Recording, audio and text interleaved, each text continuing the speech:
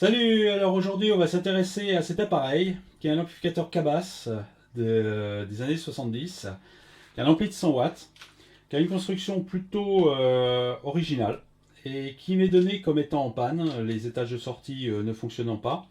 Donc j'ai eu sous la main un étage de sortie pour comparer. Donc c'est un appareil qui a un facteur de forme assez particulier, hein. C'est un gros appareil, enfin gros, oui il est relativement imposant, il est plutôt lourd, très lourd par rapport à ce qu'on voit d'habitude. Bon, il a sa poignée. C'est une espèce de grande saucisse comme ça, grillagée sur le dessus. Ah, sur le dessus, il est grillagé comme ça. Donc, et on a derrière. Oh, donc, ça, secteur de 120 volts, pas de prise de terre. Une sortie haut-parleur qui est mis sur une XLR, ça c'est pas d'origine à mon avis. L'entrée symétrique, et puis voilà, c'est tout ce qu'il y a. Donc sa référence c'est le 100T, hein, avec une belle plaque Cabas qui brille bien. Alors j'ai l'impression qu'elle a été rajoutée après coup, je sais pas. D'accord. Donc voilà, c'est. Alors il y a. Alors ça, il est sur le dos là. Euh, oh, alors il y a des pieds qui sont dessus là, c'est. Ouais, c'est. Oh, alors je sais pas si c'est d'origine ou pas, peut-être, mais c'est vraiment c'est rustique quand même, hein. On peut apercevoir des transfos à l'intérieur, des pieds qui pauvre cornière vissée. Mais bon, voilà, c'est, je suppose, un ampli de sono, hein, vu qu'il est en XLR. Alors, on a, sur la face avant, on a quelques voyants. Hein, ici, marche arrêt, surcharge, et je suppose, je sais pas quoi, je sais pas ce que c'est que ce truc-là. Ça m'a l'air d'être. Alors je pense que ça doit être le secteur. Ça veut dire qu'il est branché et ça veut dire qu'il est allumé. Et ça, c'est une surcharge. Alors je suppose la surcharge, il doit y avoir, je sais pas, un comparateur sur un courant quelconque, sur un shunt ou quelque chose comme ça qui s'allume quand il y a trop de courant qui est consommé par l'ampli. Voilà, donc on va regarder un petit peu ce qu'il y a là-dedans, voir un peu la tête que ça a. Et à mon avis, ça risque d'être assez original, déjà rien que sur la construction elle-même. Donc, voilà l'ampli un peu dépoilé, il y a juste le couvercle qui s'enlève comme une chaussette, hein. Et donc voilà la structure. Alors c'est vraiment une structure, j'allais dire d'avant-garde, parce que c'était pas courant de faire ça à l'époque pour ce style de matériel. C'est vraiment cette approche modulaire. Alors c'est vraiment, alors en dessous on a toute la batterie de transformateurs, self, transfo de sortie. L'alimentation est en dessous. Alors, c'est pareil, c'est un petit circuit imprimé. Bon, je vais essayer de le basculer, mais c'est relativement lourd. Alors ce qui est intéressant, c'est vraiment cette structure ici, où en fait, voilà, on se retrouve avec un circuit d'entrée et deux modules de puissance. Alors j'ai un module de puissance ici qui est enlevé. Alors ce qui est vraiment tout à fait, là j'avoue, vraiment sympa, c'est ce système modulaire où en fait il suffit de glisser le truc et hop, on a le module comme ça. Alors ça c'est le module d'entrée avec deux boîtiers noirs, je suppose être quelque chose à base de soit de transformateur ou autre chose comme ça, avec un circuit magnétique. Les réglages ici et là, je suppose être les courants de repos. Alors là, le truc fait à la, je sais pas quoi, mais ça fait par du transfert, tout ça. Donc c'est un peu fait à la, avec beaucoup de flux pas nettoyés, Cabas, hein, donc ça, voilà. Donc simple face, pas de strap. Ah si, il y en a un là. Si, il y a un strap. Ils arrivent quand même. Ils ont réussi à foutre un strap quand même. Alors c'est pas très bien fait, hein, j'avoue.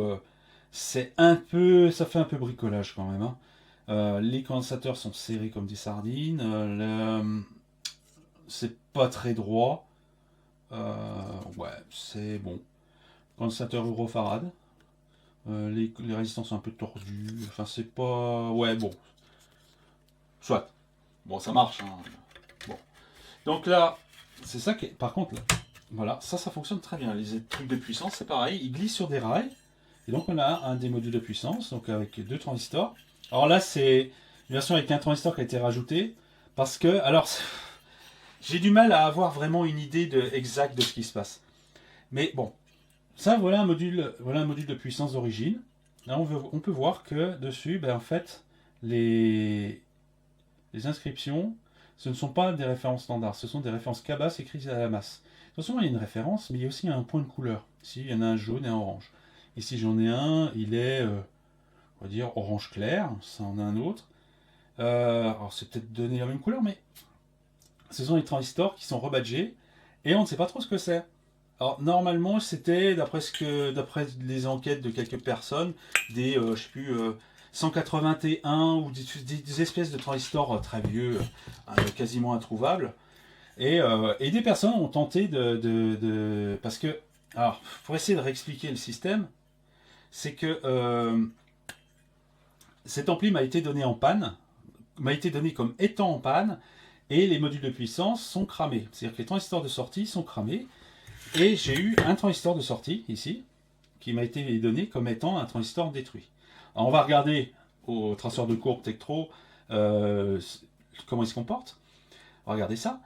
Mais voilà, donc ça m'a été donné comme étant des étages de puissance cramés. Et ils ne savent pas trop pourquoi. Et surtout, ils ne savent pas trop par quoi remplacer les transistors. Parce que comme il n'y a pas les références, ben, cuite du truc.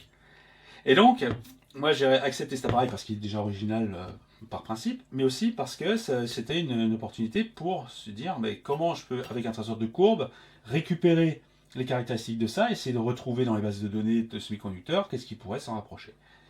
Donc, c'était un peu le but, mais ce qu'il y a, c'est que bon, ben, comme on va pouvoir le voir, le transistor dit cramé, mais en fait ne l'est pas.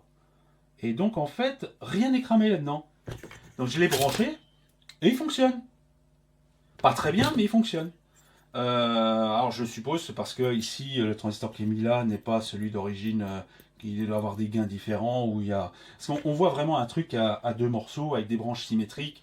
On voit le préampli qui est vraiment à deux branches symétriques, donc on voit deux étages indépendants qui se rejoignent à la fin via un transfo de sortie. Donc, dans ce style de montage, la parfaite symétrie des choses, c'est un facteur clé. Donc là, ça tombe, ça va pas très bien, donc voilà, ça marche pas, ça marchote, mais en fait ça marche, j'ai un signal de sortie, j'ai bien de la puissance, j'ai tout ce qu'il faut, et ça marche. Donc j'ai pas très bien compris sur quels critères, en fait, c'était basé pour dire que les étages de puissance ne fonctionnent pas. Je sais pas du tout. J'ai pas très bien compris. Donc, ben, ça va pas être un dépannage parce qu'il fonctionne. Ouais. Et ah ben oui, si je le mets à l'envers, ça risque pas de marcher. Et donc, ben, on va plutôt l'étudier parce que c'est vrai que ça a l'air d'être un truc plutôt original. Et bon, voilà, donc je pense qu'il y a pas mal de choses à regarder là-dedans, à voir comment il fonctionne, etc. Mais quand même, ce qui est intéressant, c'est de voir un peu, comme pas mal de personnes ont tenté de le faire, regarder un peu c'est quoi cet étage de puissance. Parce qu'il n'y a pas grand-chose là-dessus, avec quelques résistances. Il y a une thermistance au bout, là, ici, qui est vissée sur le radiateur, qui donc a un rôle de capter la température, donc de protéger. Bon, c'est super mal fait, hein, c'est vraiment en vrac là-dedans, c'est pas terrible. Mais en fait, on va essayer d'abord, la première chose qu'on va faire, c'est qu'on va regarder ce transistor, voir un peu la gueule qu'il a, ce qui sort. Ensuite, on va regarder un peu ces étages de puissance, de quoi ils sont constitués, c'est quoi le schéma. Des personnes ont essayé de le retourner, mais ils n'ont pas du tout compris comment ça marche, parce que ça a l'air d'être bizarre. Donc on va regarder ça. Et voilà. Et donc, j'ai à côté... Hop là, j'ai à côté mon fidèle traceur de courbe Tektronix. Donc on va regarder un peu ça, ce truc-là. Voir un peu comment il réagit là-dessus. Ouais, juste avant de passer à la suite, bon, juste un aperçu de ce qu'il y a en dessous, donc avec la lime qui est régulée. Hein.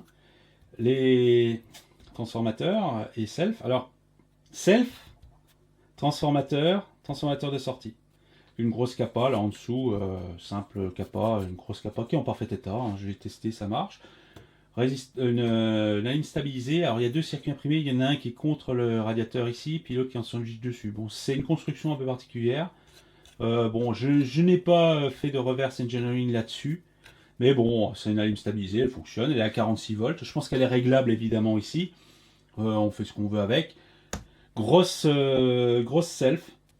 Hein. Que du double C, donc ce qui rend le truc plus compact. C'est quand même de bonne taille, mais c'est pas énorme. Hein. Je veux dire, alors la self elle est en dessous, pardon. La self, une grosse self en plaque de fil dessus. Transfo, beau transfo d'Alim en double C, même taille pour le transfo de sortie. C'est relativement gros, mais on va voir. C'est d'autant plus on va dire, gros que ce n'est pas vraiment un transfo de sortie. Ça, on verra ça tout à l'heure. Mais néanmoins, bon, voilà, c'est quand même du composant de qualité à ce niveau-là.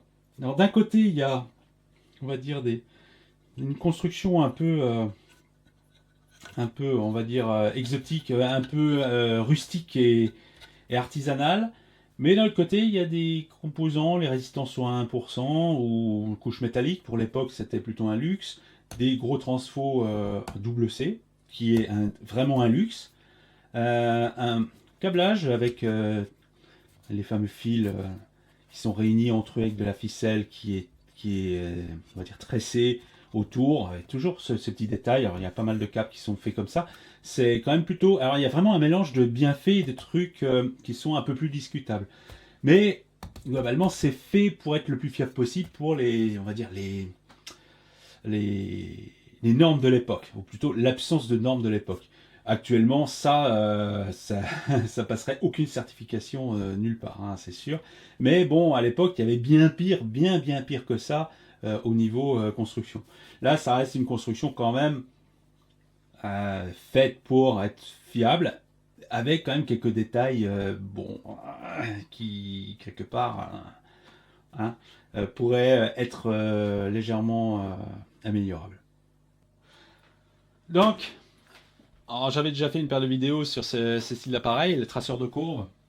Un appareil extrêmement pratique et extrêmement intéressant à voir. On arrive quand même à en trouver à des prix pas trop chers et éventuellement à réparer. Mais bon, en aparté, si on a un truc comme ça à réparer, il faut quand même vérifier qu'il y a tous les boutons, qu'il y a tout ce qu'il faut avec, parce que autant on peut réparer une panne d'alim ou un truc comme ça, autant retrouver surtout les boutons comme ça avec des contacts dégueulasses, c'est vachement difficile à réparer. Donc, vaut mieux acheter un qui marche, mais c'est un appareil extrêmement intéressant à ce niveau-là. Alors là, j'ai branché, ici on le voit, le transistor dit mort là-dessus. Donc en fait, ce truc-là, qu'est-ce qu'il fait? Bah, simplement, il balaye ici la tension. En fait, ça n'arrête pas de faire l'aller-retour là. C'est une tension entre 0 et 25 volts. C'est une tension qui va être entre ici l'émetteur et le collecteur. Et après, il y a un autre système, un autre générateur qui fournit des paliers ici en courant pour des transistors bipolaires, des paliers en courant pour faire un réseau de courbes. Donc ici j'ai un transistor qui est branché et donc là je me retrouve donc avec tous les paliers en courant base. En fait, c'est un générateur de courant qui amène un courant à la base. Alors, je pourrais travailler en tension, mais le problème, c'est que comme c'est une tension VBE varie en exponentielle, en fait, on a des courbes qui partent très vite, et en fait, on n'arrive pas vraiment à les voir. C'est pour ça que les transistors, quand on fait les réseaux de courbes, on les fait avec des courants base constants, hein. Rarement avec des courants, des paliers en tension VBE constants. Les tensions constantes, il y a toute une série d'échelles en tension constante, c'est plus pour les FET et les MOSFET. Et pour les bipolaires, c'est des sauts à courant constant. Alors ici, par exemple, ici j'ai chaque courbe, c'est un incrément de 50 microampères de courant base. Mais de là, on peut en déduire le bêta, hein. Ici, alors faut compter les courbes. Je vais partir de 0. Là, je suis à 0. Ensuite, là, je suis à 1, 2, 3, 4, 5, 6, 7, 8, 9. Je suis à 9 fois la valeur, de 0 à 9. Donc, il y a 10 courbes, hein. Donc on va le faire, alors, alors selon le nombre pair ou impair de courbes, il fait un aller-retour, alors ça gigote un peu, alors je me mets en 9 courbes, plutôt qu'en 10. Voilà, là je suis en 10, là je suis en 9. Voilà, donc là j'ai 9 courbes, donc j'ai donc 8 fois le pas en courant de base, ici, donc 50 microampères x 8, ça fait 400 microampères. Et ici, je suis en saturation, hein. Ici, les graduations verticales sont données à 1,5 milliampère par division. Donc si je me mets à 0, je vais me mettre à 0 quand même pour que ce soit à peu près correct. Donc là, je suis à peu près à 0 ici. Si je me mets ici, je suis à 1, 2, 3, 4, 5 divisions. En gros, 5 divisions à 0,5 milliampère. j'ai 2,5 milliampères pour 400 microampères de courant. Donc on est à un gain de pas grand chose. En fait, le bêta est relativement faible ici dans ce transistor là. Bon, faut faire le rapport entre les deux. Le bêta, c'est le rapport entre le courant base qui a été mis ici, donc ici de 50 x 8 microampères, donc 400 microampères, 0,4 milliampères, et le courant collecteur ici, qui est de 1,5 mA par division, c'est-à-dire ici 2,5. Donc j'ai 0,4 pour 2,5. Donc le gain bêta de ce transistor, c'est 2,5 sur 0,4. Ce qui fait à peu près un gain de 10. Un bêta de 10. Ce qui est vachement faible. Hein. Le transistor, il a vraiment pas beaucoup de gains. Hein. Donc évidemment, alors il est peut-être considéré comme mort parce qu'il a plus beaucoup de gains, je sais pas. C'est possible. Mais néanmoins, il n'est pas mort parce qu'il y a quand même un réseau de courbes, il réagit normalement. Alors bien entendu, ce qu'il y a, c'est que je pourrais me mettre avec des sauts beaucoup plus élevés. Et là, je pense que je vais obtenir des gains bêta beaucoup plus élevés. Là, je suis à 0,2 mA, donc ici j'ai 8 x 0,2, ça fait 1,6 mA de courant base. Et ici, je suis à 10 mA, donc 1, 2, 3, 4. Alors, pareil, 5, 50 mA. Donc 50 mA et 1,6 de l'autre. Là, je suis à 50 divisé par 1,6, donc je sais pas, ça va faire une trentaine. Donc là, j'ai un bêta de 30 ici. Donc voilà, plus on va mettre de courant dedans, plus en fait il va avoir un bêta important. Et à un moment, ça va se tasser parce que le bêta, il a tendance après à baisser avec le courant. Donc là, je me retrouve avec des courants encore plus élevés. Et ici, la courbe s'arrête à puissance constante. C'est aussi un truc vachement intéressant, c'est que ici on a l'hyperbole de puissance que l'on fixe par ce gros bouton. Ici, je suis au maximum à 9 watts maximum.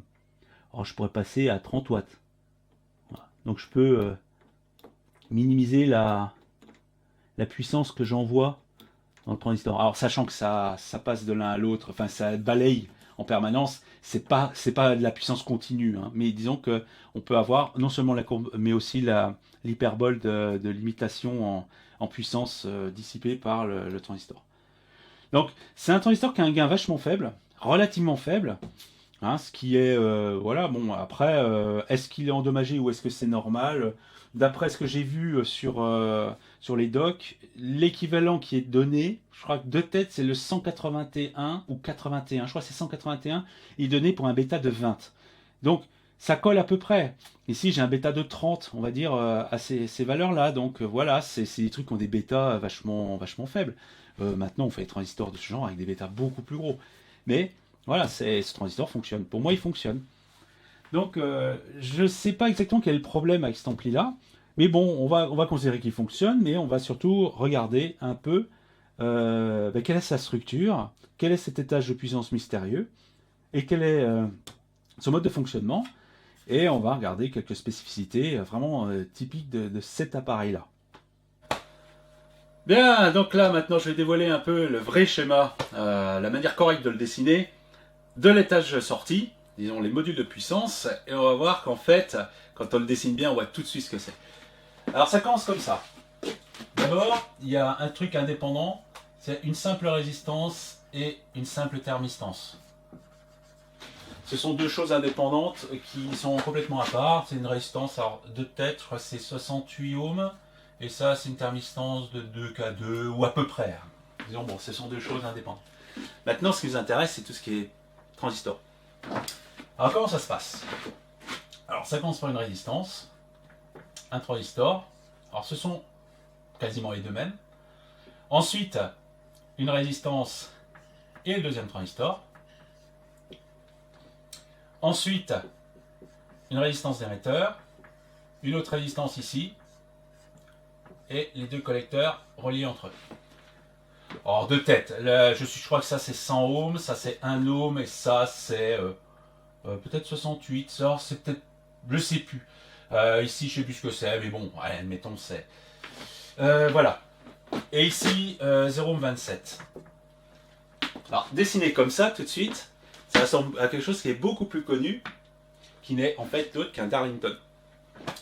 Simplement ces modules de puissance ne sont qu'un montage Darlington de deux transistors. Il y a une petite subtilité quand même, c'est que la résistance d'émetteur, elle est à l'intérieur, alors que, en fait, si on avait fait un vrai Darlington, ce serait plus comme ça. Ce serait plus la résistance à l'extérieur et la résistance intérieure. Si on achète un Darlington du commerce, on va plutôt se retrouver avec une boîte comme ça, avec des résistances internes pour équilibrer les points de fonctionnement, et la résistance d'émetteur qui, elle, est la résistance qu'on retrouve habituellement dans les amplificateurs au niveau de la sortie.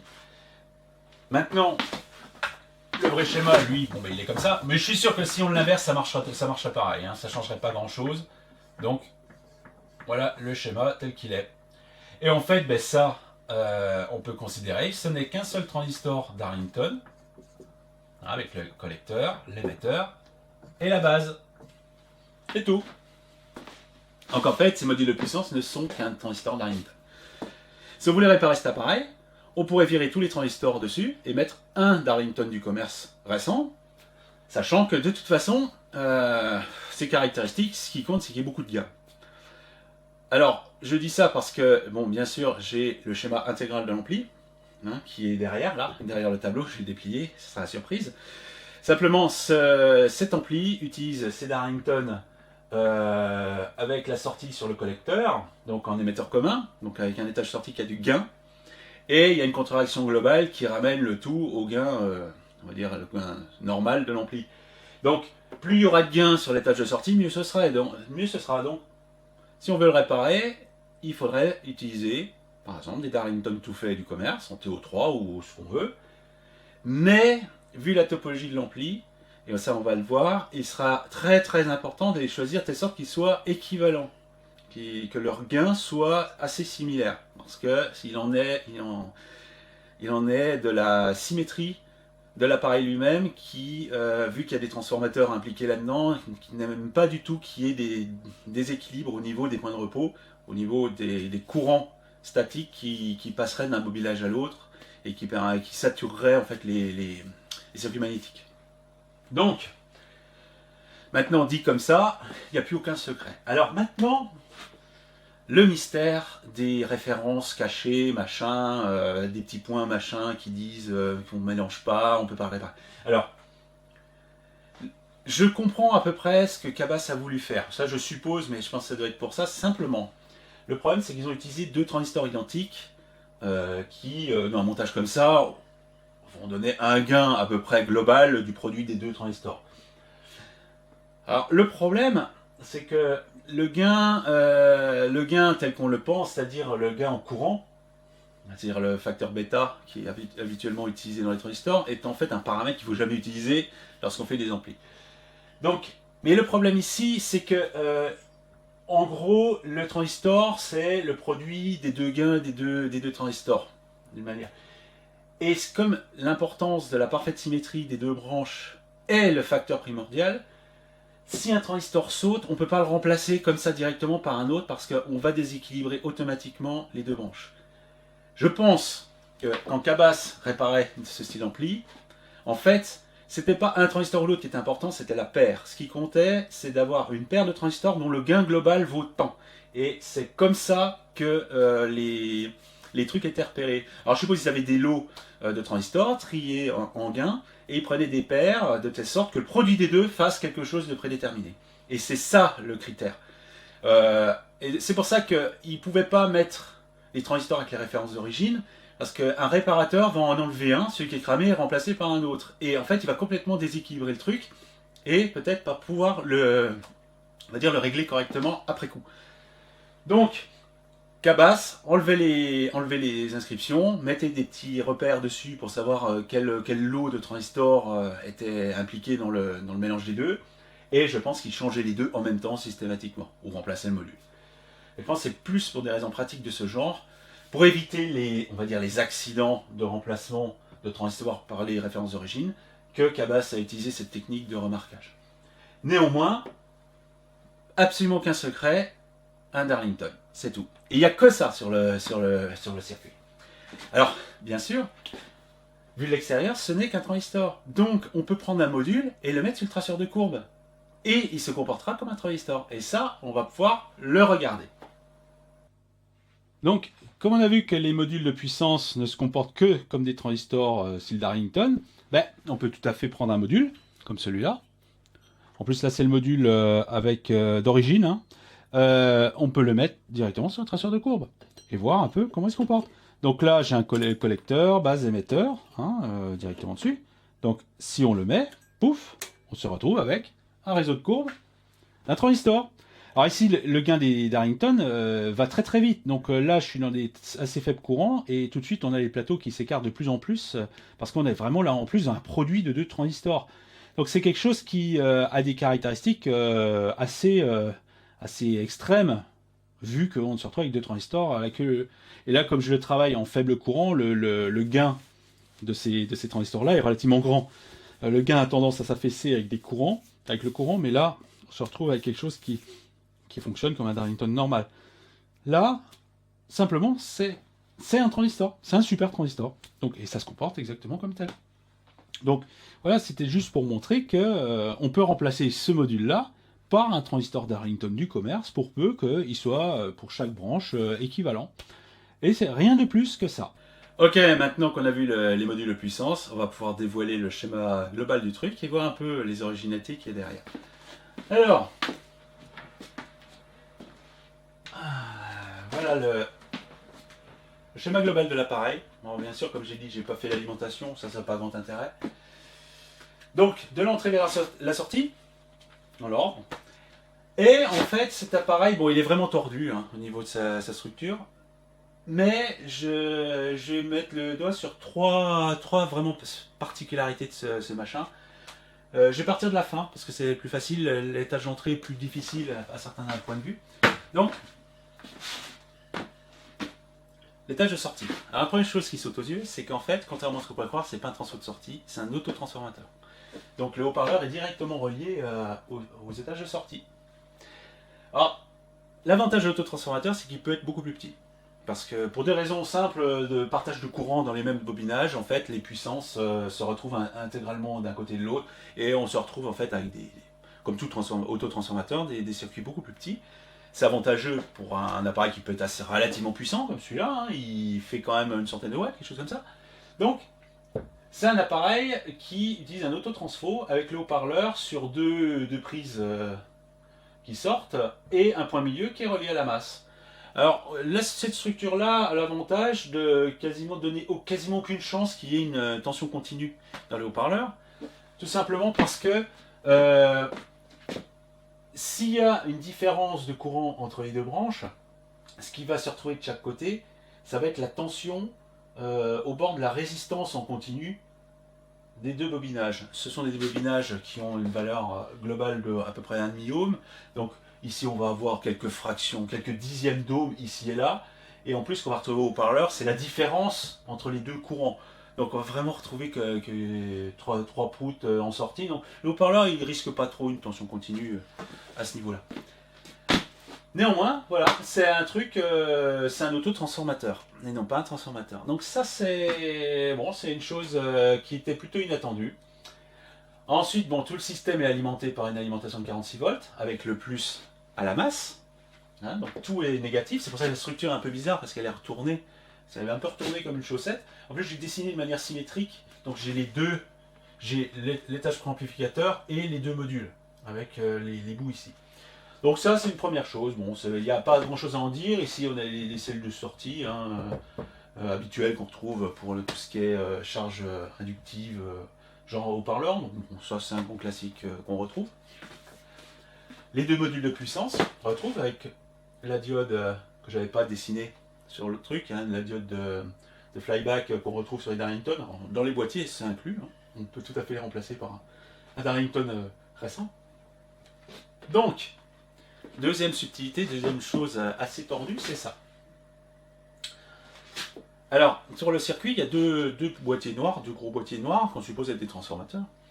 Alors, c'est facile de voir ce que c'est. Donc, à l'ohmètre, on retrouve les bobinages, et après, ça ne veut pas dire que les bobinages sont reliés entre eux via un circuit magnétique. Ce qu'il faut, pour être sûr, c'est mettre un signal alternatif d'un côté et voir si on a un signal de l'autre. Sur le deuxième boîtier noir, en fait, ce sont deux selfs. Ce ne sont pas les transformateurs, ce sont deux selfs indépendantes. Et ces deux selfs, elles sont ici. Et en fait, elles servent à gérer la protection aux températures de l'ampli. Alors ça, j'avoue, c'est la partie originale du truc. Je trouve que c'est plutôt malin. Alors, c'est une illustration aussi du fait qu'en électronique, on utilise très peu les selfs de cette manière. On utilise peu les selfs comme composants qui isolent la partie alternative de la partie continue. On préfère utiliser des condensateurs et utiliser des topologies qui font que le condensateur passe pas le continu et passe l'alternatif. On préfère travailler dans ce sens-là parce que c'est plus facile de foutre des condensateurs un peu partout que des selfs. Les selfs, c'est plus gros, c'est plus chiant. Ici, ce sont des selfs qui sont utilisés.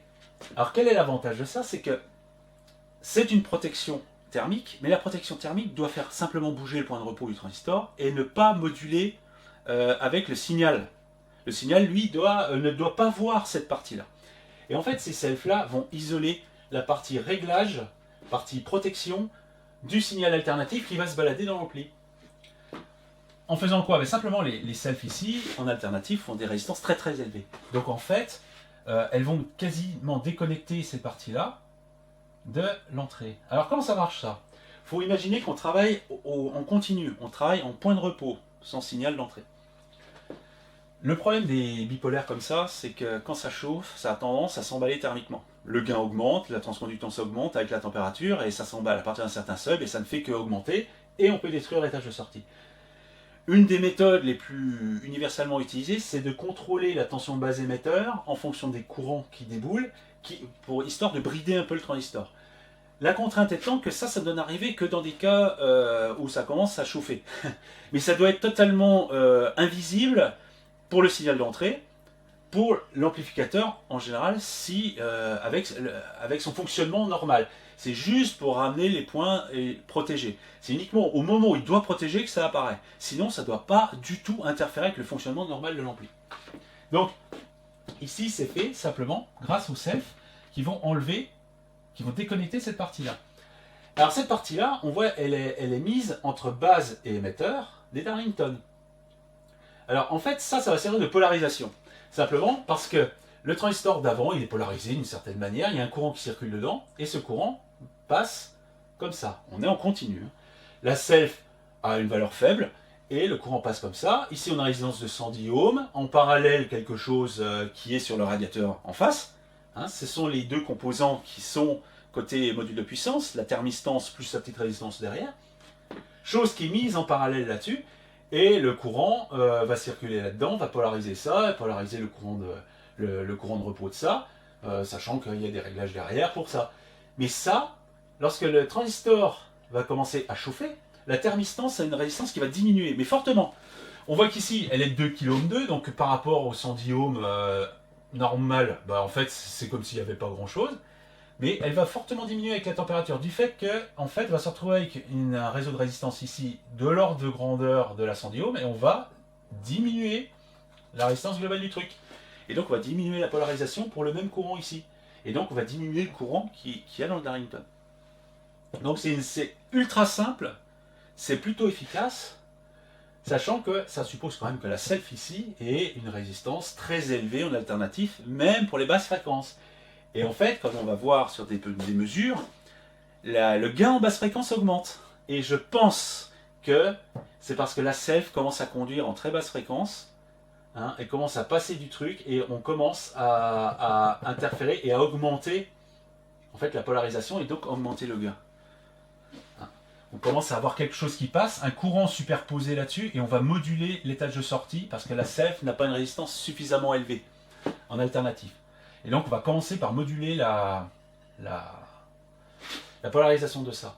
Et on voit une augmentation du gain dans les très basses fréquences. Et je pense que c'est dû à ça. Mais globalement, c'est une protection ultra simple et plutôt maligne. Et en fait, c'est grâce à ces deux selfs, alors qu'on pourrait imaginer que les deux boîtiers noirs, c'est des transfo drivers, c'est peut-être des drivers pour ça, mais pas du tout. Maintenant, on va passer à la partie difficile. La partie difficile, c'est l'étage d'entrée. Parce que l'étage d'entrée est vraiment tordu. Donc, on va déjà supprimer quelques composants qui sont très simples et qui ont un rôle unique, alors que d'autres ont des rôles multiples. Et c'est ça qui rend le côté difficile de cet ampli, c'est qu'il y a des composants qui ont des influences multiples en même temps. Alors, on va déjà supprimer, enfin, ou définir facilement certains composants. Bon, ça, c'est des cellules de filtrage, je suppose c'est pour moduler, triturer un peu la courbe de réponse, ou je sais pas, faudrait voir, parce que la courbe de réponse n'est pas très plate, hein, faut voir. Mais bon, ça, on peut les oublier. Ces résistances de 2K2, avec cette résistance-là qui est reliée à la masse, résistance ici qui polarise en fait l'émetteur de ce transistor-là, ça, c'est une contre-réaction. 2K2 et 470, c'est courant d'avoir une résistance d'émetteur ici qui partage une contre-réaction et une polarisation. C'est très souvent le cas. Dans les tubes aussi, on trouve ça. Hein. Voilà, donc ici, voilà, ça c'est une contre-réaction, donc elle n'a pas d'influence dans l'étage d'entrée en soi, dans le fonctionnement. Donc, comme on a une contre-réaction ici à peu près de 1,5, 1/5, on va dire, on voit que bon, ben, autant avoir le gain maximum ici, comme ça la contre-réaction sera la meilleure. Puis voilà. Donc c'est pour ça que le gain et les caractéristiques des Darrington n'est pas grave en soi. Ce qui compte, c'est qu'ils soient équivalents, qu'ils soient très proches l'un de l'autre. Par contre, c'est quand même un schéma assez bizarre. C'est assez bizarre quand même. Bon, ce sont des trucs en émetteur commun, donc deux PNP. C'est le fait que ce soit en PNP qui fait que la structure est bizarre. À cause de cette structure en PNP, les bobinages et transformateurs du transformateur d'entrée ne peuvent pas être reliés comme on fait d'habitude. Habituellement, à transfo d'entrée, on se retrouve avec ça. Quand on fait un truc symétriseur comme ça, on a un point central qui est souvent à la masse, et puis là, on a les deux signaux en opposition, et puis voilà, on a souvent ça. Mais vu la structure du truc, on ne peut pas faire ça. On ne peut pas avoir de point central comme ça qui fout la référence, le fait qu'il soit symétrique par rapport à un point. Ça, c'est le problème. Et donc, il a été utilisé ici vraiment un truc super tordu pour pouvoir le faire. Alors la première chose, c'est déjà le fonctionnement de l'étage d'entrée. Donc c'est un 2 transistors, hein. C'est très très simple, hein, on va dire en termes de nombre de composants, mais le fonctionnement est un peu tordu. On va déjà regarder ce transistor là. Alors lui, c'est simple, il est polarisé d'une certaine manière, c'est toujours base émetteur. Ici, en fait, sa polarisation c'est cette résistance là, 470 ohms. Pourquoi? Parce qu'on voit deux résistances ici. Là j'ai un peu effacé le truc. Ici on a une résistance de 68K. Plus ici un potentiomètre avec une résistance de 150K en série, donc elle a 250 kΩ, au moins 100K, voire 250K ici. Donc ça, c'est une valeur très très élevée par rapport à celle-là, qui est très faible. Donc ça joue pas dans la polarisation, il n'y a rien, et ça c'est pas ça qui va faire la tension base émetteur. Donc, la polarisation se fait via cette résistance-là. Donc le courant de repos de ce transistor, il passe là, il passe là, il passe là, et il passe ici, via les selfs. Hein, via les selfs ici. On est en mode, en tension continue, on n'est pas au niveau signal. Donc ce transistor-là, il est polarisé de manière normale. Hein, puis voilà, puis ça c'est la charge. Voilà, ici c'est la polarisation, bon, très bien. En alternative, ben, il se superpose, il n'a pas de charge du tout. Hein, c'est juste du continu. Donc on a ce transistor-là. Et juste avant, ben, on a le même genre de transistor avec une autre résistance de 470 ohms qui le polarise.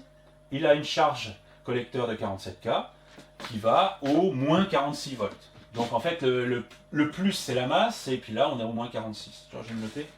Ici on est en moins 46 par rapport à la masse. Je pourrais tout à fait écrire ça. Hein. Même si c'est pas courant, on peut dire la masse est à 46 volts, ici je suis à 0. Hein.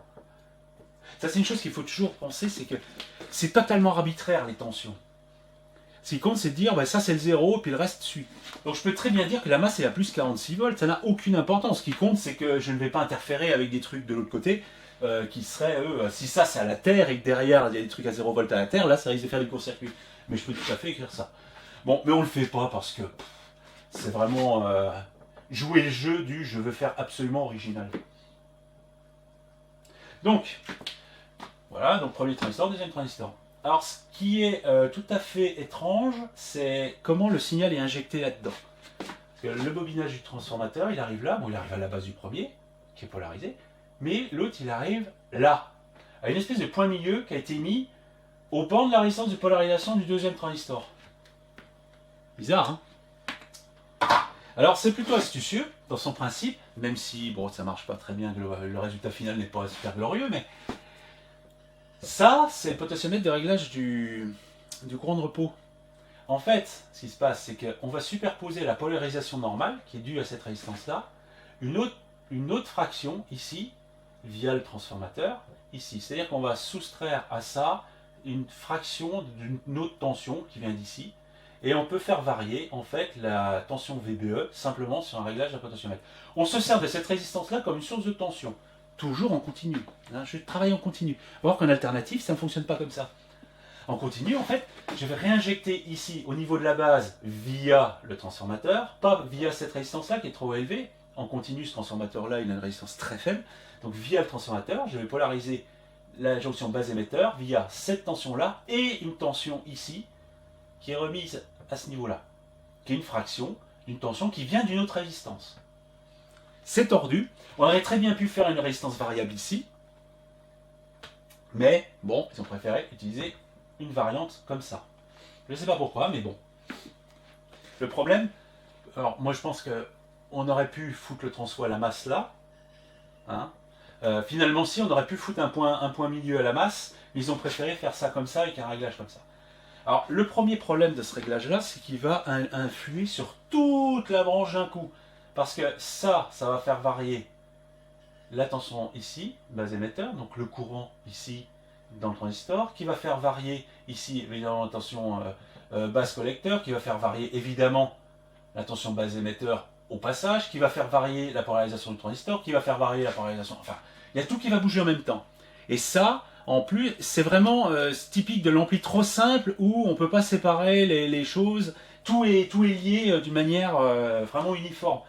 En plus, chaque branche est indépendante à ce niveau-là. Donc, comme on cherche à avoir la symétrie maximale en sortie, on peut se retrouver avec des points de fonctionnement là-dedans totalement différents pour avoir la même chose en sortie, et avec des réglages vraiment indépendants. Et c'est ça, c'est un des problèmes. On va voir que ça, c'est le dernier problème majeur de cet ampli-là, qui a été contourné d'une manière assez bizarre, mais qui fonctionne. Donc, ça règle le courant de repos via une polarisation du transistor d'entrée qui va se répercuter sur toute la chaîne derrière. Voilà, c'est tout bête. Hein. Alors, on pourrait se dire, ah, mais ça, ok, c'est une polarisation, mais c'est aussi une contre-réaction. Parce que je viens prendre une tension base émetteur du transistor de sortie, là, enfin du driver, là, enfin du deuxième, ici, et je vais la réinjecter à l'entrée. Oui, on pourrait dire ça. Oui, on pourrait dire comme ça. Le problème, c'est qu'un autre schéma, un autre endroit du schéma, je ne l'ai pas dessiné là pour des raisons de clarté, mais cette résistance de 68K ici, elle est à la masse et elle est ici, donc sur ce bobinage. Et si on regarde ici, j'ai un condensateur ici qui est à la masse et sur le même truc. Donc au bord de cette résistance 68K, j'ai cette capacité qui est là. Si c'était une contre-réaction, il n'y aurait certainement pas une capacité sur une des branches. Alors, si on regarde un peu les ordres de grandeur, 0,1 micro, 68K, on est dans les constantes de temps qui correspondent à des fréquences de l'ordre de 150 Hz. En plus, ça tombe en plein milieu, bizarrement. Donc, ça veut dire qu'au-dessus de 150 Hz, cette résistance est chantée par cette capa. C'est-à-dire que le fonctionnement en courant alternatif est différent de la polarisation qu'on a vue avant. Donc, ce n'est pas une contre-réaction. C'est pas possible. Sinon, il y a cette capacité-là. Par contre, on peut voir qu'il y a une variation de la courbe de réponse avant et après 150 Hz. Simplement parce que ça se comporte comme une contre-réaction dans les très basses fréquences et ça se comporte comme un court-circuit en haute fréquence. C'est-à-dire que ça, c'est relié à la masse en haute fréquence. Mais on se sert de ça pour polariser le système. Voilà, donc c'est ça que je n'aime pas trop dans ce genre d'appareil, c'est que tout est lié d'une manière... voilà. Donc, mais néanmoins, bon voilà, c'est pas très compliqué, mais c'est pas courant. C'est un peu, on voit que bon, ça a quand même, il y a un peu de créativité, on va dire là-dedans, mais c'est un peu tordu, c'est un peu tout est interdépendant, et c'est ça qui rend l'appareil, on va dire plutôt capricieux si jamais on fait pas gaffe. Et je suppose que Cabas trie ses transistors, qu'ils soient tous pareils. Parce que le piège dans tout ça, c'est qu'on pourra avoir des transistors différents pour avoir un gain final équivalent au niveau des courants de repos. Hein. Bon, la contre-réaction aide aussi, hein, avoir un gain en tension. Mais les courants de repos, eux, hein, chacun fait ce qu'il veut. Alors, on peut avoir un courant de repos de sortie identique dans les deux branches, mais ça ne veut pas dire que les courants ici sont équivalents si les gains sont... Si les gains se compensent les uns les autres pour avoir la même chose à la fin, entre le début et la fin du système, c'est pas suffisant. Dans ce style de schéma, il faut que vraiment chaque paire ait quelque chose d'assez proche. Sinon, on se retrouve dans une situation où on a des comportements différents internes de chaque branche. Et comme quand même ils sont reliés plus ou moins, ça pose un souci. Alors, comme ce n'est pas possible en pratique, évidemment, parce que c'est bien gentil d'avoir des transistors qui ont des mêmes points de repos, mais ils n'ont pas forcément les mêmes gains à certaines fréquences. Donc, c'est quasiment impossible de garantir un parfait équilibre des deux branches, quels que soient les étages. Et ça, ce qui se passe, c'est que, tel que c'est là, si on n'avait que ça, si on virait cette partie-là, qui a l'air de rejoindre les deux canaux, si on enlevait ces parties-là, en fait, on aura un étage au-dessus, un étage en dessous qui sont indépendants. La seule dépendance qu'il y a entre les deux, à l'entrée, c'est cette résistance de 68K qui est à la masse. Il y a la même de l'autre côté.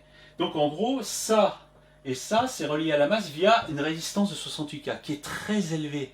C'est une résistance très élevée, ce qui veut dire que le lien entre les deux canaux est vachement mou, il est très faible. Il n'est pas rigide du tout. Et il suffit d'avoir des capacités parasites là-dedans, entre les trucs, une diaphonie entre les deux selfs, je sais pas moi, des asymétries qui déboulent, des capacités différentes ici ou là, des transos de sortie pas très symétriques, on va dire la diaphonie avec des couplages magnétiques, des transos d'entrée, les deux bobinages très différents. Et c'est le cas, ils sont très différents parce qu'ils sont bobinés l'un derrière l'autre, les résistances en continu sont vachement différentes. Et bien en fait, on ne peut rien garantir sur comment les deux branches vont fonctionner. Elles ne sont pas tenues d'une manière assez rigide. Et qu'est-ce qui se passe simplement?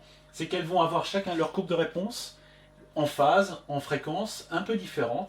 Et à la fin, lorsque c'est sommé via en fait, le transformateur de sortie, ou l'autotransformateur, on peut se retrouver avec des déphasages, des choses comme ça, et en fait on a une courbe de réponse qui part dans tous les sens.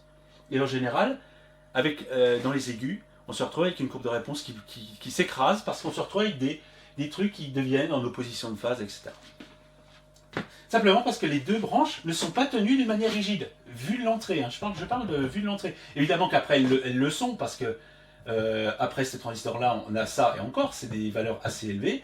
Après, on a ça, mais c'est des selfs de valeurs élevées. Après, en fait, on a finalement, effectivement, même dans les étages d'après, on n'a pas grand-chose qui les relie entre eux. On a ça qui est en l'air, il y a ça qui est élevé. On n'a pas vraiment beaucoup de liens entre les deux. Et c'est un lien trop mou. Et donc, pour rétablir, recoller les deux trucs entre eux, il y a cette capa.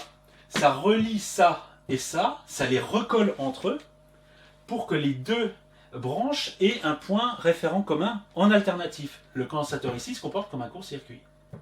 Et donc, ça, c'est un moyen de recoller les deux trucs parce qu'ils ne sont pas assez liés entre eux à cause de la résistance trop élevée. C'est vraiment tordu. Je pense qu'ils ont fait ça. Je pense que ça, c'est arrivé après. Je suppose. Je ne pense pas que ça a été pensé au départ. Je pense que ça a été fait après. Et ils se sont rendus compte que la moindre dissymétrie là-dedans, le moindre problème, fait que les deux, quand ils se rejoignent à la fin, ils ont une courbe de réponse qui part dans tous les sens. Ça fait n'importe quoi. Et ils ont dû se rendre compte que, en fait, c'était pas les deux branches ne sont pas tenues en un point réel.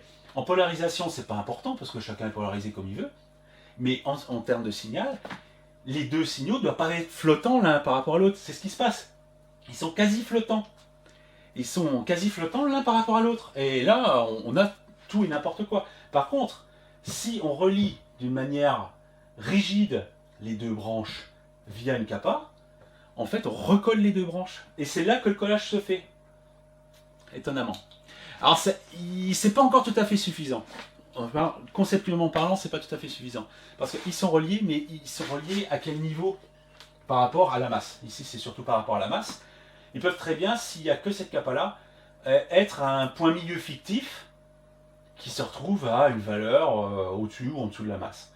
Et d'où l'ajout de ces deux-là, en parallèle, qui font qu'on a collé les deux trucs entre 0 et moins 46 volts, et on va les recoller parfaitement à 0 via deux capacités équivalentes.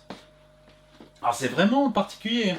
C'est vraiment recoller les deux branches en alternatif et la recentrer par rapport à la masse. C'est le rôle de ces capas-là. Alors c'est super tordu, parce que ça, c'est un truc que j'ai jamais rencontré en hi-fi, d'un ampli basse fréquence, pour rattacher des morceaux sur un ampli. En général, ce qui se passe, c'est qu'évidemment, les deux transfos, les deux bobinages de transfo d'entrée, ils ont un point commun, relié à la masse directement, et hop, faut que la galère. Mais là, c'est pas le cas. C'est relié via des capas. Ils peuvent pas le relier via des résistances parce que ça va complètement foutre la merde au niveau des polarisations ici. Ils peuvent pas. Et ils seraient obligés de mettre des résistances assez faibles. Sinon, c'est déjà fait par ces deux-là, mais ils sont trop élevés. Ça perturbe complètement le système. C'est pas aussi simple que ça à voir au départ. Et donc ça, on va pouvoir le confirmer après. Je vais montrer des mesures avec les condensateurs mis, enlevés, et voir à quoi ils servent. Le premier enlevé, les deux ici enlevés, tout enlevé, voir ce qui se passe. Et malgré, tant pis pour le truc, mais l'ampli marche mieux quand il n'y a pas les capas de 0,1 micro. On va comprendre. Enfin bon, je pense que ça permet au moins pour toute la production de tous les amplis d'avoir au moins quelque chose qui est raisonnable, quoi. Mais voilà, donc l'étage d'entrée est vraiment tordu, même s'il ne fait que 2 transistors, c'est quand même tordu.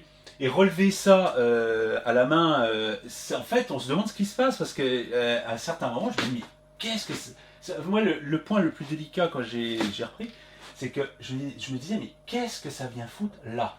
Je dis, mais bon, ok, c'est une polarisation, mais. Et puis, j'ai regardé dans tous les sens, mais lui, il est bien à l'émetteur du deuxième transistor. Vraiment, c'est. Et en plus, ici, c'était encore plus bizarre parce qu'ici, la résistance de 470, au début, je pensais que c'était une 47K. Parce que l'anneau marron était entre marron et orange, et j'ai cru qu'il était orange. Donc j'avais 47K avec ça au-dessus. Ça n'avait pas grand sens. Et une fois que j'ai mesuré la résistance ici, qui était très faible, c'est là que, en fait, effectivement, c'est juste une.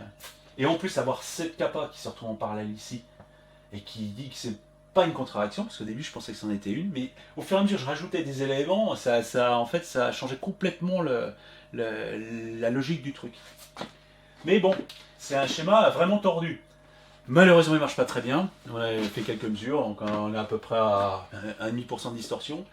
Il n'aime pas du tout les charges, alors quand on met, j'ai une charge de 8 ohms, la distorsion elle double, et il est donné pour 4 ohms. Franchement, c'est pas terrible. C'est vraiment pas terrible. C'est une curiosité, on va dire, c'est une curiosité. Mais je trouve que même pour quelque chose des années 70, mi-70, je le trouve un peu médiocre. Même à l'époque, on savait faire des trucs qui marchaient très bien, hein. Mais là, c'est assez médiocre au niveau des résultats finaux.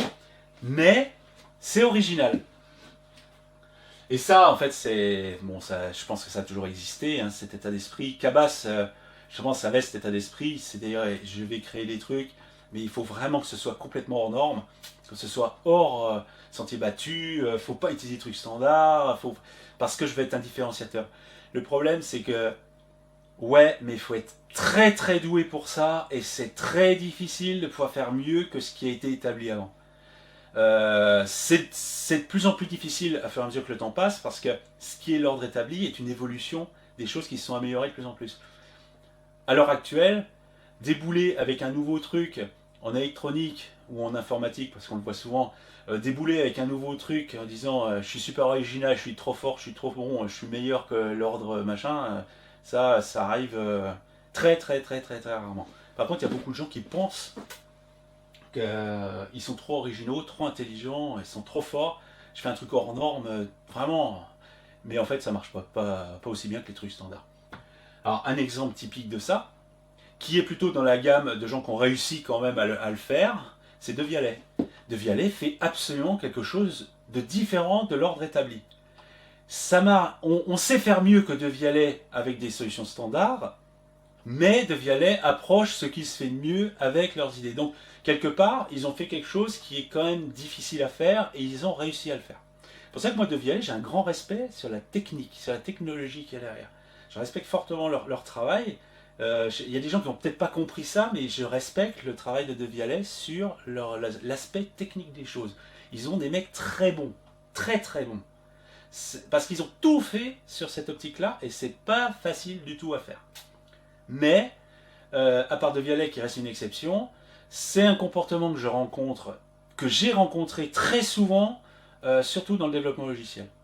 Le développement logiciel est gangréné par des mecs qui déboulent, qui croient être originaux, innovateurs et tout ça, et ils ne trouvent que des trucs médiocres dont ils ignorent que ce sont des choses qui ont déjà été faites il y a 30 ou 40 ans, même quelquefois, et qui se croient être des inventeurs, des innovateurs, alors qu'ils ne sont que des suppôts de la médiocrité, mais en plus prétentieuse. Et ça, je le vois souvent dans le développement logiciel, c'est une raison pour laquelle je me suis écarté de ce corps de métier, parce que ça devient de pire en pire. Alors je vais peut-être me foutre un corps de métier sur le dos, mais je crois que le pire que j'ai vu, c'est vraiment dans le développement web. Là, je crois qu'on atteint le summum de la prétention par rapport à la technologie et la complexité des choses. J'ai rencontré un nombre de développeurs web qui font 3 proutes de programmation et qui se prennent pour des génies, c'est extraordinaire. Ça manque un peu d'humilité tout ça. Ces gens-là oublient complètement que tout ce qu'ils font a été inventé par les gens d'avant, qui eux partaient de zéro ou qu'on fait évoluer les trucs d'avant. Et j'ai jamais connu ça quand j'ai commencé, il y a maintenant au moins 25 ans. Maintenant, faut être absolument original, faut être innovateur. L'innovation, la modernité, l'innovation. Mais c'est souvent ringard, c'est souvent ça marche pas bien. Et finalement, le problème, c'est que ça bloque tout, quoi. Et je vois ça dans les startups. Alors les startups, je crois que c'est l'archétype même du truc où on met innovation devant pour cacher la misère derrière. Une idée de merde, ça devient une innovation. Maintenant, comme je l'ai entendu par un gourou, un ex-gourou d'où je travaillais avant, maintenant être innovant, c'est faire comme tout le monde. Et c'est exactement ça. Ça ressemble vraiment aux phrases je ne sais plus si c'est dans 1984 ou Meilleur des mondes, où la liberté c'est l'opposé. Enfin, là, c'est innover, c'est faire comme tout le monde. Et on le voit. Maintenant, pour faire de l'innovation, il faut faire un site web en flat design, il faut faire du drone, il faut un concentrateur d'appels pour faire une appli à la Uber, voilà. Et tout le monde tourne autour de ce genre de petites choses, et on présente ça comme de l'innovation. Alors, c'est toujours caché derrière des pseudo-nouveautés qui n'existent pas. C'est de plus en plus dur de faire de la nouveauté, c'est de plus en plus dur de faire de l'innovation parce que on peut être quasiment sûr que l'idée qu'on vient d'avoir, elle a été trouvée par des gens avant. On n'a quasiment aucune chance, ça peut encore arriver, mais c'est de plus en plus rare, d'être réellement innovant. Ça, c'est un exemple plus ancien, mais c'est un exemple de je veux être innovant, je veux être nouveau, je veux être original et tout, et puis je foire un peu mon coup parce que finalement ça marche pas terrible. Et des topologies conventionnelles qui existaient déjà bien à l'époque fonctionnent beaucoup mieux que ça. Avec pas de transformateur, parce que là c'est délicieusement ringard, hein, les transfos. À part la protection ici qui est plutôt originale, mais c'est pareil, ça demande une self et tout. Parce que ça, il faut pas que ça interfère. Et ça interfère en basse fréquence, hein. Mais bon, c'est original. Original, ça veut pas dire performant, ça veut pas dire innovant, ça veut dire original. Mais l'originalité n'est pas un facteur de qualité. Je suis désolé. On peut être original et faire de la merde. On peut être très original dans la merde. Par contre, faire quelque chose de bien avec des méthodes éprouvées, ça c'est pas non plus tout seul, c'est pas que de la copie. Il faut pouvoir faire ça correctement. Donc voilà, un exemple de originalité qui a un peu, ouais, on va dire un peu foiré son coup globalement. Et ça, on va aller voir un peu dans les mesures, on va regarder un peu ce que cet ampli-là est capable de pondre en sortie, en réel, et on va faire quelques mesures, et voir aussi à quoi servent ces condensateurs et l'influence sur, alors on va le voir sur la courbe de réponse et la distorsion. C'est très intéressant, on va voir que ce sont vraiment des éléments clés du montage. Ok, donc on va commencer avec quelques mesures. Hein. Alors je vais faire systématiquement de la même manière, c'est-à-dire que ici j'ai la courbe de distorsion et la courbe de réponse de l'appareil. Alors, pour s'en sortir, j'ai la courbe de référence, qui sont les deux courbes grises, comme celle-ci qui est la courbe de réponse, et celle-ci qui est la courbe de distorsion. Ce sont les caractéristiques de l'ampli tel qu'il est normalement. Donc, on peut voir que la courbe de distorsion, ici, est liée à un pourcentage là. Donc, on est entre 0,2% et on monte à 0,8-0,9% à 6-7 kHz. Et après, les transfos font que la distorsion explose en dessous de 20 Hz. Donc on a une courbe de distorsion avec une espèce de pic ici, enfin de creux, qui en fait, ça c'est typique des distorsions qui s'auto-annulent à cause de déphasage. Hein, c'est simplement ça, le signal va se déphaser par rapport à la distorsion elle-même et elle va s'annuler, ça arrive souvent. D'ailleurs pour ceux qui se souviennent du truc où j'avais un condensateur qui était un peu foireux dans un DAC, en fait se retrouvait avec un creux aussi comme ça où il y a une compensation de distorsion, mais c'est un pur hasard, hein, faut pas compter là-dessus ailleurs. Mais sinon, la distorsion est assez élevée. Alors ça c'est la distorsion plus bruit. Donc il faut bien voir que la ronflette et tout ça viennent un petit peu aussi interférer là-dedans. Enfin le bruit, la ronflette pas trop, mais le bruit au moins lui va venir interférer. Alors la courbe d'au-dessus, la grise ici, c'est la courbe de réponse normale. Alors on voit qu'elle monte, ici on est à plus 22 décibels, et en moyenne on est à plus 18,5. Donc on a plus de 3 décibels à 18 kHz par là. Et on a une légère montée aussi dans les basses fréquences. On le verra plus avec des échelles plus dilatées, parce que cette courbe-là, l'échelle n'est pas très dilatée. Mais on voit quand même que la courbe de réponse a quand même quelque chose qui n'est pas super plat non plus. Alors, l'intéressant avec cette courbe-là, c'est j'ai enlevé la capa de 0,47 micro qui relie les deux trucs, qui relie les deux branches. Il ne reste plus que les capas de 0,1 micro. Ok. Donc, qu'est-ce qu'on peut voir ici? C'est assez intéressant parce qu'on voit déjà, c'est la courbe verte et bleue. Alors, la courbe verte montre une distorsion qui est bien supérieure lorsqu'on n'a pas la capacité de 0,47. La distorsion est supérieure. Donc, les étages ont tendance à flotter entre eux un peu plus facilement que normalement. Néanmoins, on voit aussi un autre effet. Alors, la distorsion augmente en dessous de 300-200 Hz. Et dans le même temps, on voit la courbe de réponse qui diminue, ici, et qui a une forme un peu particulière. Et en fait, ça, on voit que c'est le moment ici où la capa de 0,1 micro de chaque branche n'arrive plus à shunter correctement la résistance de 68K de polarisation. Et là, on a une contre-réaction qui déboule, ici. Et en fait, le gain diminue. Et ça commence à peu près vers 150 Hz, là, dans ce coin-là. Alors, malheureusement, la distorsion, elle augmente, elle. Donc, ça va pas trop dans le bon sens. Mais on voit quand même que, ici, cette capa-là, de 0,1 micro, a un rôle, mais il fonctionne plutôt vers les hautes fréquences par là. Pas trop dans les basses fréquences, où on voit ici, on a vraiment une influence, justement, des valeurs. Alors, si on avait utilisé une capa de valeur plus élevée, ça, ce serait probablement plus bas. Je ne sais pas pourquoi ils n'ont pas utilisé carrément deux capas de 0,47 micro et puis c'est tout, avec un point fictif à la masse au milieu, plutôt que d'utiliser ça. Alors là, on voit que quand même la capa de 0,47, elle est vachement utile, ne serait-ce que pour remettre ça d'équerre, parce qu'elle, elle va manifestement relier les deux canaux entre eux.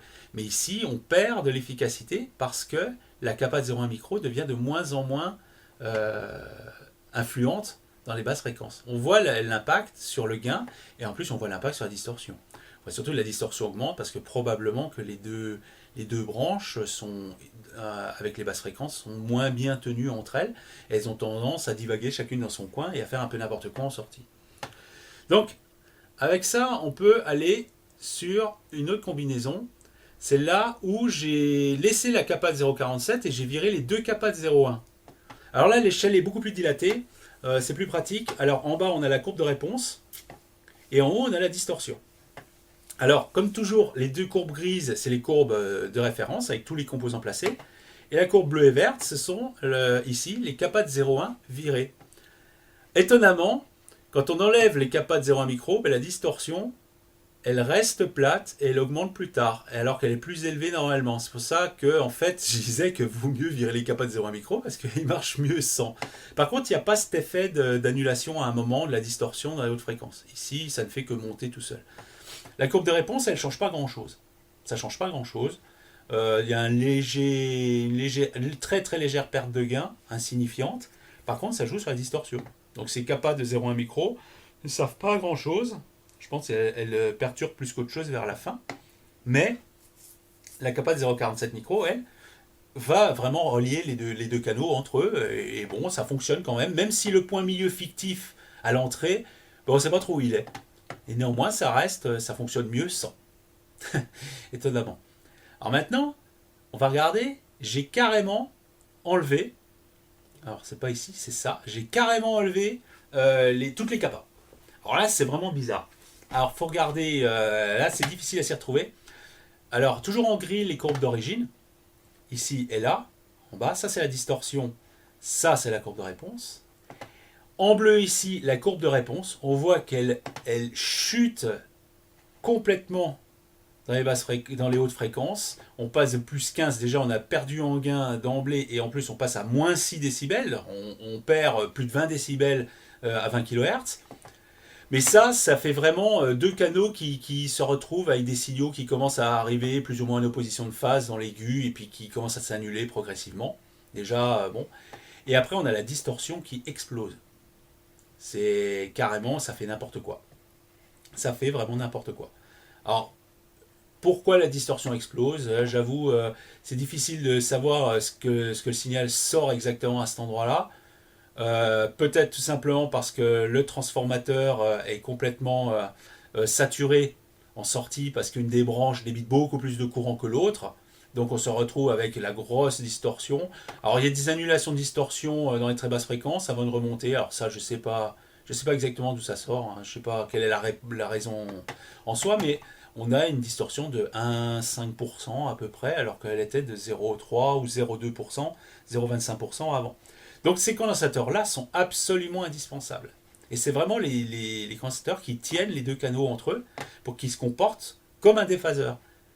Comme vraiment deux canaux opposés et symétriques. Si on les enlève, ils font n'importe quoi. Hein, ils sont plus liés entre eux pour pouvoir faire quelque chose, un fonctionnement correct. Donc on voit vraiment que l'impact, si on les enlève, ça fait n'importe quoi. Par contre, ben, si on pouvait virer les euros à un micro, ben, ça se comporte un peu mieux. Comme ici, finalement. Alors, j'avais une dernière courbe ici pour montrer le truc, c'est une transformée de Fourier du signal de sortie lorsque l'entrée est court-circuitée. Et en fait, on se retrouve avec de la ronflette, mais vraiment considérable. C'est vraiment un appareil bruyant à l'extrême, et en plus, ce qui est vraiment étonnant, c'est qu'il a beaucoup de 50 Hz. Donc ça fait vraiment couplage magnétique dans toute sa splendeur. Et ça, je tendrais à penser que c'est la self qui est sous l'étage d'entrée. Hein, le transfo-d'alim est au milieu. La self est sous l'alimentation et sous les étages d'entrée. Je pense que la self rayonne dans les étages d'entrée. Et c'est pas parce qu'il y a une tôle entre les deux que ça va arrêter quoi que ce soit à ce niveau-là. Hein. Pour arrêter un champ magnétique comme ça, une petite tôle ne fait pas grand-chose. Alors, il faudrait je sais pas moi, du permaloy ou un truc comme ça, mais ici c'est pas le cas. Et je pense qu'il y a des fuites magnétiques entre transfo, plus de la ronflette intrinsèque, probablement ici, avec du 50 Hz, ces harmoniques, plus de la ronflette issue de l'alimentation en 100 Hz après le redresseur qui vient se cumuler. Donc on se retrouve avec voilà, tout un peigne ici. Et c'est quand même assez... ici on est en dBV, donc à moins 60 décibels de V, ce qui est quand même élevé. C'est vraiment élevé. Hein, il y a vraiment beaucoup de bruit dans cet appareil. Donc il n'est pas super bien conçu à ce niveau-là. Il y a vraiment des soucis de construction. Hein. Je pense que, bon, peut-être en sono, ça n'a pas grande importance, mais quand même, il est quand même vachement bruyant. Donc ça, c'est quelques mesures pour montrer que l'appareil, il n'est pas terrible en soi hein, au niveau des mesures. Bon, il fonctionne, hein, il est relativement puissant, il ne chauffe pas des masses. Hein. Après, on peut régler les courants de repos, mais il faut que ce soit bien équilibré. Alors pour régler les courants de repos, les deux résistances d'émetteurs des Darlington en sortie de 0,27 ohms permettent de le calculer. Il suffit de prendre la tension à ces bornes et de régler les petits potentiomètres pour avoir la même chose des deux côtés. Mais toujours avec cette réserve que ça ne garantit pas que les étages intermédiaires soient au même point de fonctionnement. Peut-être que ça compense des excès ou des manques de gains de transistors entre eux, ce qui fait qu'on ne sait pas trop ce qui se passe. Mais bon, j'ai lu ici ou là qu'il ne faut surtout pas toucher, c'est super dangereux et tout ça. Non, c'est pas vrai. C'est pas vrai du tout. On peut toucher. Il faut un voltmètre mis sur ces résistances-là. Là, je crois qu'on est à 30 millivolts sur 0,27 ohms. Alors, je sais plus. De tête, soit le courant est de 30 milliampères, soit j'ai 30 millivolts sur les 0,27 ohms. Je sais plus. Mais bon, il suffit de régler à peu près quelque chose. On peut travailler en classe AB, faire peut-être, je sais pas moi, 50 milliampères ou 70 milliampères de courant de repos. Et puis, ou même faire de la classe A, et puis passer en classe AB après. On peut jouer avec ça. Ce qui compte, c'est qu'il y ait la même chose des deux côtés. Hein. Donc, c'est pas un ampli fragile, machin, on touche pas, sinon on crame tout. Non, c'est pas vrai. Vu le schéma, franchement, ça va pas chier loin. Hein. Je veux dire, c'est des peurs qui sont, on va dire, irraisonnées. Et l'appareil, lui, plutôt robuste. Pour le cramer, il faut le vouloir, quoi. Donc, moi, ce que je conseillerais pour des gens qui auraient à réparer ça, à expérimenter, c'est soit de récupérer un lot de transistors NPN de puissance, hein, vraiment des lots de transistors, quelque chose qui a un gain, un bêta de 20, 30, ça n'a pas d'importance, de les mesurer entre eux, d'essayer de faire des paires, ok, et prendre une paire par, non pas par module, mais couper les paires de telle sorte que le transistor d'entrée du Darlington, les deux soient identiques, et le transistor de sortie soient les deux identiques, de telle sorte que le gain des deux fournisse des Darlington identiques. Ça, c'est une première chose pour ceux qui voudraient bidouiller avec des transistors un peu anciens. Mais sinon, moi, ce que je conseillerais avec ça, c'est carrément mettre un Darlington du commerce. Sanken en fait, ça peut être d'autres boîtiers, hein, donc faire un circuit imprimé à peu près qui permet de brancher le module et de mettre deux Darlington standards qui seront probablement de meilleure qualité, de conserver évidemment la thermistance pour le réglage, pour la protection en température, et de jouer avec ça. Ça marchera tout aussi bien. Parce que il n'y a absolument aucun secret, il n'y a aucun piège là-dedans, à ce niveau-là, en tout cas sur les tâches de sortie. Donc voilà. Bon, c'est vraiment un appareil un peu tordu, assez original. Pas très bon au niveau mesure, mais bon, c'est quand même tout le symbole d'une époque. Et puis d'un certain, on va dire, état d'esprit.